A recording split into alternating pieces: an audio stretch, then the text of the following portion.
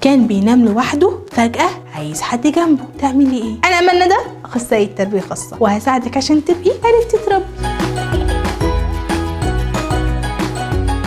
قبل ما نعرض المشكلة ونقول حلها، تعالوا نحط قاعدة انا وانتوا الاول. القاعدة بتقول لو الطفل بيعمل سلوك معين وفجأة عمل عكسه، لازم تقفي واقفة مع نفسك الاول وتفهمي هو ايه السبب في المشكلة اللي جاية لي. هنا ماما حاطة السبب بس مش عارفة تحل. تعالوا نشوفها مع بعض.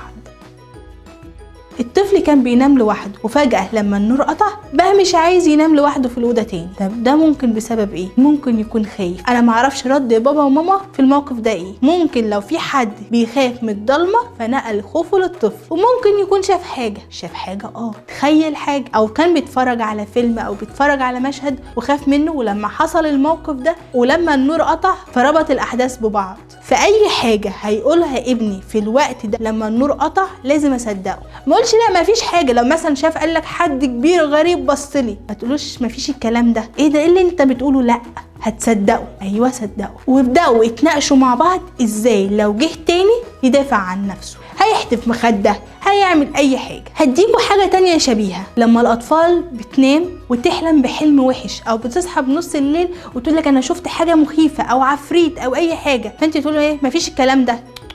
اوعي تعملي كده. الخوف ده طبيعي، وابداوا لاقوا حلول. لو شافت حاجه خدي المخده واضربيها. فين؟ ايه ده اللي هناك ده؟ انا شايفاه، تعالى انا وانت نضربه ونمشيه. كده بتخلوا الاطفال يسيطروا على خوفهم وكمان يلاقوا الحل. وصدقتوهم، عشان لو ما صدقتهمش هيفضل المشكله دي موجوده. فاي موقف غريب حصل مش العادي لازم تقفوا واقفه وتعرفوا ايه السبب.